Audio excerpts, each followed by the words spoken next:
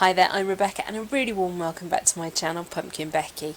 In this week's video we're going to have a look at some of the cuttings I took from my maple bonsai last year and see how they're doing. Are they alive? They've had a tough winter. Let's get started.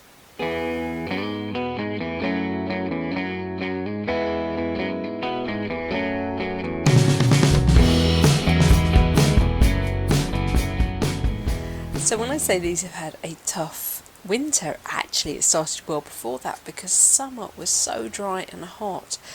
I did not think these would do anything. I really thought they would struggle.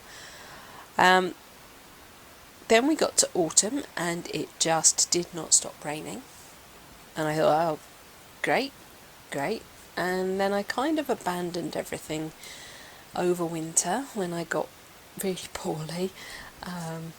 2 colds and then the delightful coronavirus. Yeah, that got me at Christmas time, literally 2 days before Christmas. Thanks a bunch. So yeah, I just abandoned the garden for about 3 months, and now I'm starting to pull away the pieces and just see what, if anything, has survived. And I was delighted to see I have actually got some buds on these. The original bonsai is my bonsai forest, which I bought from Windybank Bonsai Nursery, and I took some cuttings, and I am hopeless with cuttings. The only one that seems to have worked so far is my air layer, which is delightful, but any other sort of cutting I try and do just... But for some reason, these little maples, they've got buds on them and they're starting to swell. What I'd like to do is actually put them into a slightly better pot. This is one of the plastic tubs that my dad's Wheels on Meals lunches used to come in. He is now in a home, so he doesn't have Meals on Wheels anymore. But my goodness me, he had a lot of these tubs and they were not able to recycle them. So I said, fine, I will put them to good use. And they're really sturdy and I find them brilliant for making water reservoirs for things like my coniferous plants. And this one I just poked some holes in and made a little tray to put these in, and it worked fine because I really didn't think they were going to survive. However, I now actually like to get them up into a proper bonsai training pot. I love my Windybank Bonsai Forest, it is beautiful. You can see that I'm putting some pictures here of it during its development and its gorgeous autumn colours. Yeah, I love it, really love it. So to be able to take some cuttings and actually get them to take is fantastic. If I lose any of the trees in there, I've got extra ones, or potentially the ability to grow on extra ones if I have another go. And if not, I've got another forest of my own making. So I'm just taking off some of this moss to see what we've got.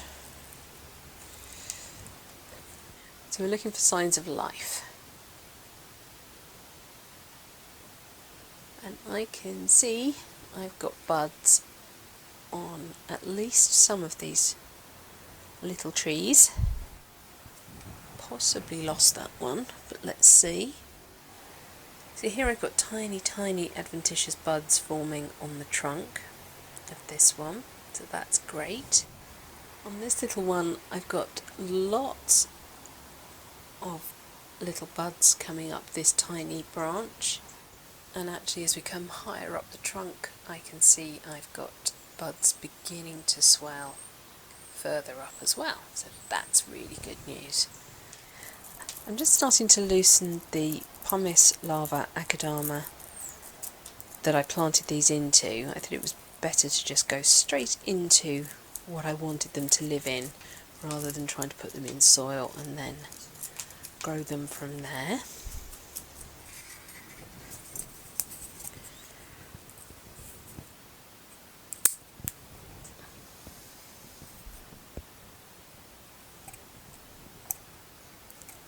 So some of these roots have definitely suffered from a wet winter, which is a shame.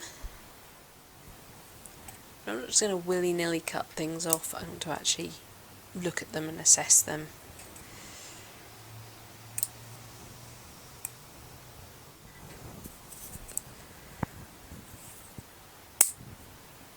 Yep. So definitely lost some of these darker roots. And I have only myself to blame for that.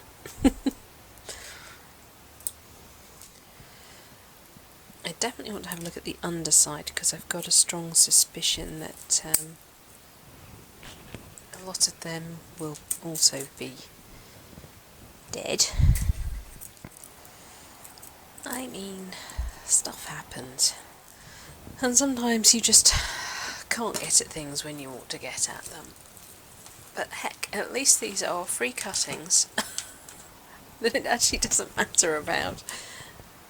They are a pure bonus. Yeah. So I can see a lot of this matting around the edge here is definitely dead. I have some... What are you?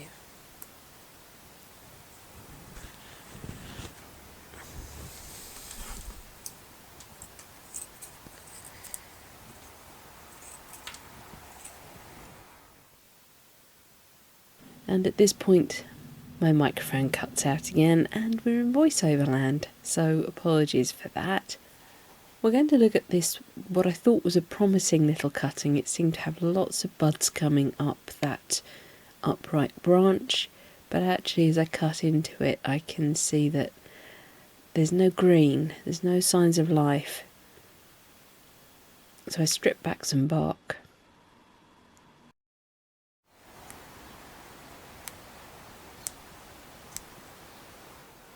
You should be able to see that there's absolutely no sign of green there at all. So I start cutting into other bits, and it's pretty clear pretty quickly that this whole little tree is actually dead. It had rotted through at the base and it needed to come out.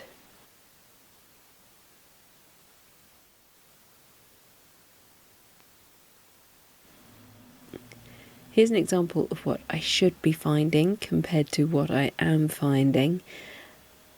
This bright green is signs of live tissue. But all I'm finding at the moment is brown.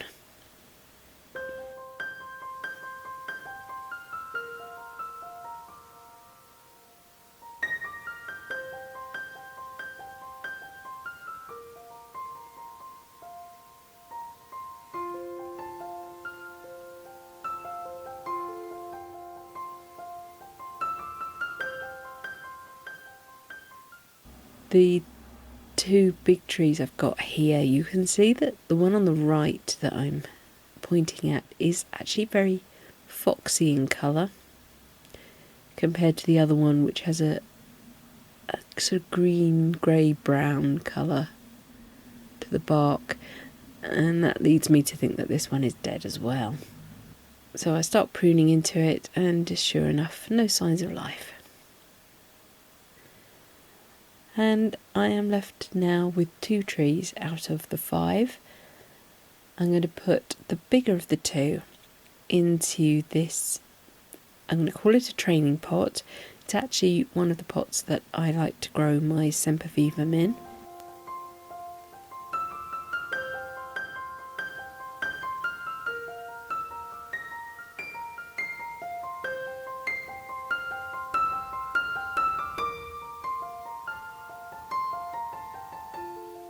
I've popped in a drainage mesh, and now I'm just giving the roots a little bit of a prune.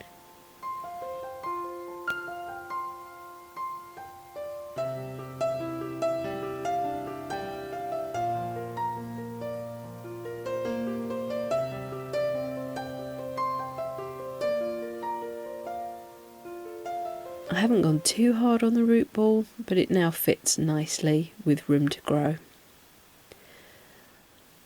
I've popped in another piece of wire. This is going to be the one that supports the tree and while it roots in, and I've just pushed it through the drainage mesh and hooked it underneath the pot.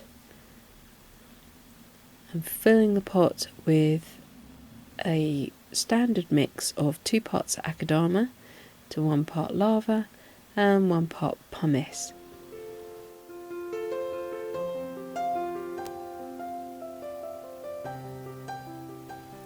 And once I've got a little mound, I can sit my tree on top of that.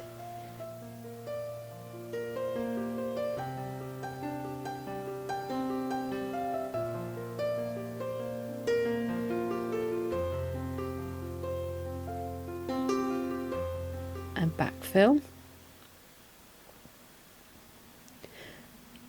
And now you can see me chopsticking the soil components into any spaces, just making sure there are no big voids. There shouldn't be, there's not that much root there, so remember, we're not trying to crush the soil components here, we're just trying to fill air pockets.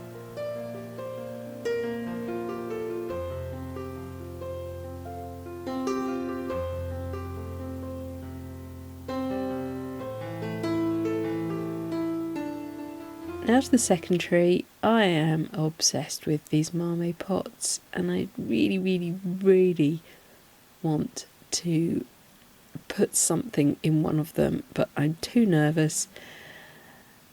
This little one is so cute and would fit really well, but I kind of want to get that trunk a bit thicker. It's basically a seedling, and it would be a seedling in a pot. So actually I'd like to grow it on a bit more. So I'm going to pop it in a normal flower pot, and I've got this screen door mesh which I have used in the bottom of terrariums before. I've just cut a big circle of that just to fill the bottom of the pot, and that's nice because it then just covers all of those holes at once.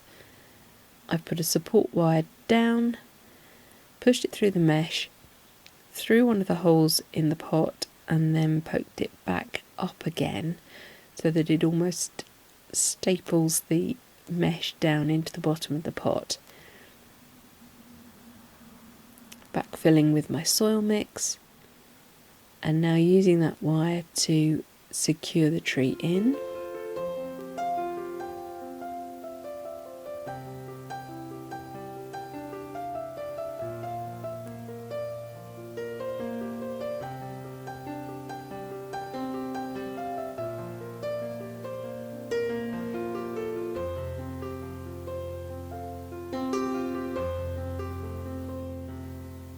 Backfilling with more soil. You will see me doing a little bit of tapping. That's actually not enough to fill the voids, although it works quite well with normal soil. You need to actually secure the tree by chopsticking the soil components into the root mass of the tree.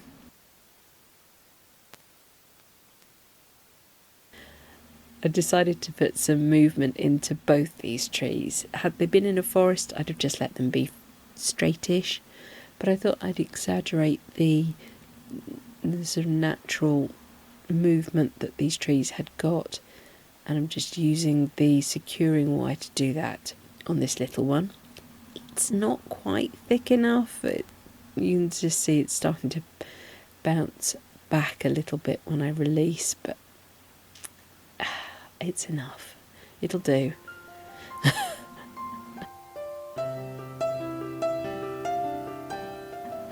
Now on the bigger tree, I am putting some really chunky wire on.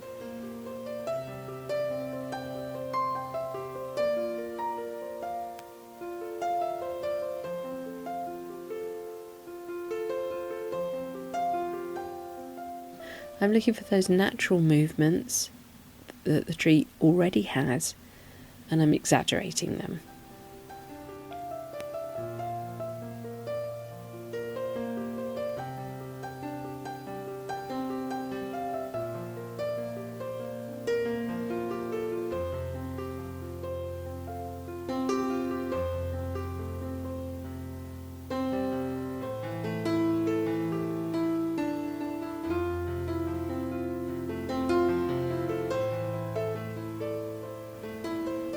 And then, full of bravery, I decide to chop the top off.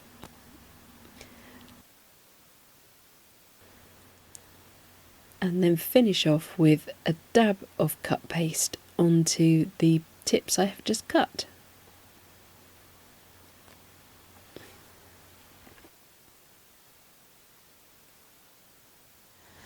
So I've given these both a really nice water just to make sure that what's coming out of the drainage hole is clear and there's no dust particles remaining. And I will put these in the garden, but in a protected area, probably just here by the greenhouse, I would think. They're not the trees I thought I would end up with at the end of the day. I really did think I was going to have more trees to be able to make a forest from, but and maybe this year I'll take some more cuttings and just do exactly what I did with these before I wired them, and just leave them in a tray growing straight, and then maybe the following year I can add some more and some more, and maybe I'll build up a forest that way. There's no great rush. I'm in it for the long haul, and now I have 2 standalone trees, hopefully, if they come through this. Right, that's it for this week's video. Thank you so much for watching. Please remember to like, share and subscribe to me here on YouTube. And until next time, bye.